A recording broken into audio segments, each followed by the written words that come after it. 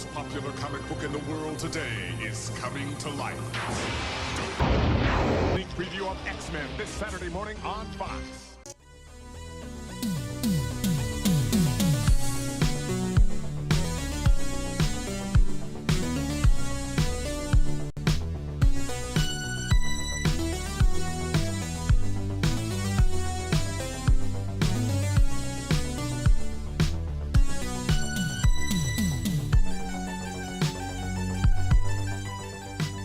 Why and Pops, welcome to another week of Saturday morning cartoons with Pops. And yes, X-Men animated series. This week is called Obsession. We are in a phase, I know I may have mentioned it last week and or the week before, where these are kind of out of order a little bit. They kind of like the way they have them playing as part of season 3 versus when they actually aired. And it's kind of like this back and forth where they fit, but it fits within the timeline and the flashbacks and setups and all that work. So this is about Archangel's obsession with getting revenge against Apocalypse, which throwback several episodes ago. So that's going to be our thing. So but I hope you're enjoying Saturday morning cartoons. The in-betweener between this and the Batman animated series does come up in 30 minutes later, but in between we'll have Joker voice on. He'll be talking about some of his childhood Saturday morning cartoon favorites and memories, things like that. So I hope you enjoy that as well.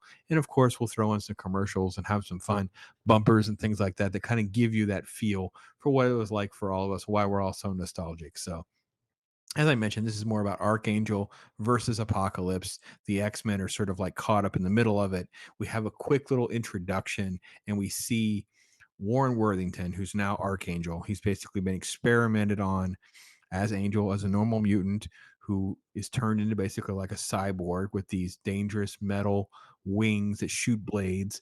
And he's freaking out and he's always like complete scene red, enraged. And there's this scroll that points to the fact that Apocalypse allegedly can have be pierced in the back of his neck and therefore could be destroyed. And he's just Archangel's obsessed with vengeance.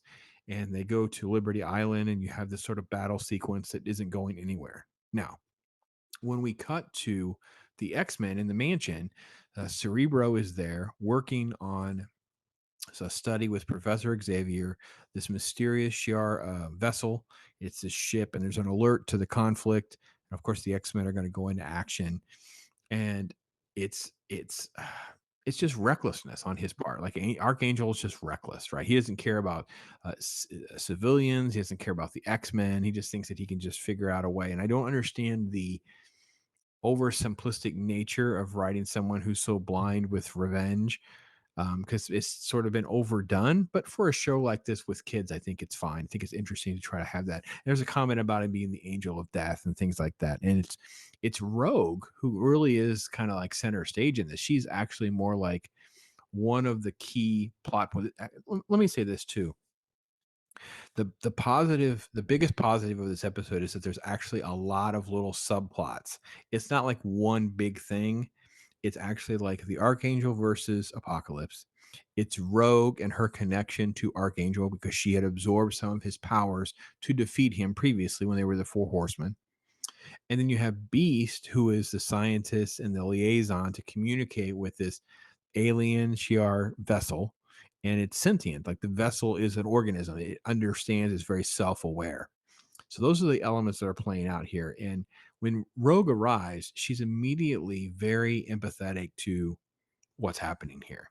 And Wolverine, of course, is given all of the silly lines, kind of like he's the character you want to be. He's also, you kind of laugh with him. He's the honest voice in the room. He has kind of a funny line about heck of a bass boat, which made me laugh because I'm like, sometimes his lines are just so out of left field. I'm not even sure that they make sense coming from him, but it works in the grand scheme of things. Um, when Archangel flees and Rogue kind of wants to go, Gambit's there because he cares so much about Rogue, and she's just sort of kind of caught up in all this, and she totally underestimates how dangerous all this is going to be. And they take the battle to basically keeps going while Beast is trying to figure out how to use this ship against him. And there's like an override sequence to create this trap that Apocalypse wouldn't be able to escape from. But as they figure that out, it alerts Apocalypse to it. So the battle takes place there at like a fairgrounds where a ton of people could get hurt. And Apocalypse, you know, grows to be a giant. And I always thought that was like a weird element of his powers because it's almost like fighting not necessarily Galactus, a planet eater, but just something that's so on scale to these itty bitty characters, and they're just constantly like just throwing rocks against the immovable force, and I don't know. So the ship kind of goes through because it's like a sentient alien intelligence about what their plan should be, and then as they are trapped by this booby trap that Apocalypse set up, the ship kind of guides them. Like, okay, Cyclops, use your optic blast. You do this, you do that. I thought that was actually very clever. And again, there's more Wolverine jokes and Archangel ranting, Raven, and all this craziness, right? And again, you have this sort of like empathy where Rogue will go with Archangel to try to help. She feels what he feels. She knows the pain that he endured becoming Archangel, so therefore she kind of gets it. And Beast is, trying to figure all of this out um, with the ship. And when they do catch Apocalypse, he's just talking smack, of course. He's like, vengeance is mine and mine alone. And he has an override code that frees him. And um, there's all of this different things. And he has this line, great line, by the way. It says, there's no freedom from me, only freedom through me. That was a great line for a villain. That's very, very good.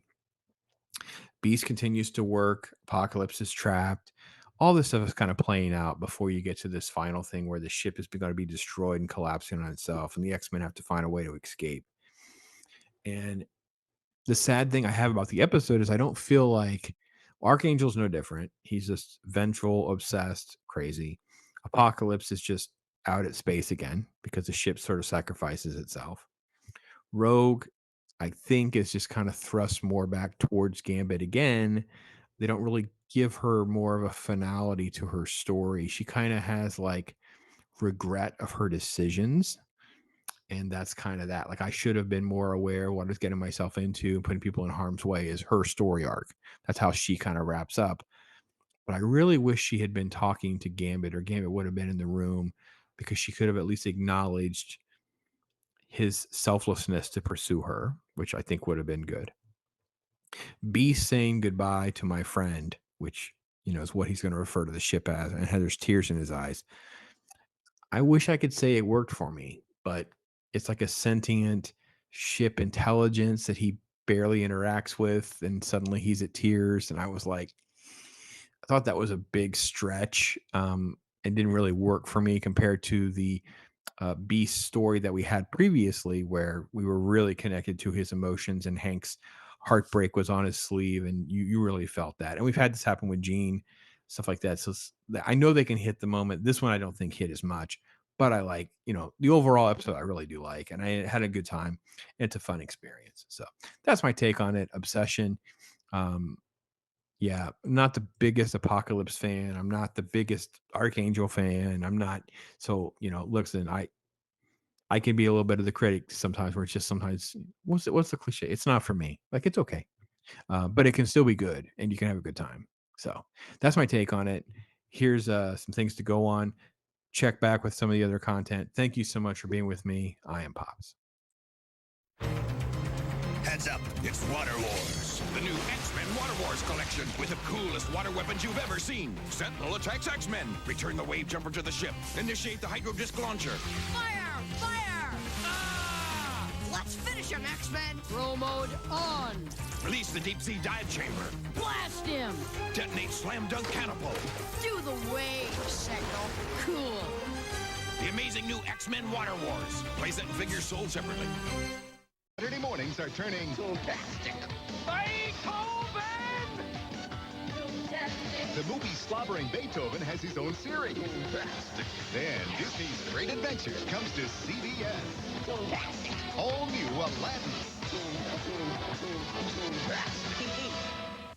Run, it's Dreadwing! Dreadwing's blast is deadly. Dreadwing is punishing, his Gatling gun is killing. The Decepticon bombers a transformer rummer, a 3-in-1 villain that's chilling. Combat tank and sonic jet transform with the double trouble robot. The missiles go boom, smelling certain doom if they take apart the awesome Autobot. Autobots, No help! one can save you from triple changing Generation 2. Dreadwing is all you see here. Other figures sold separately.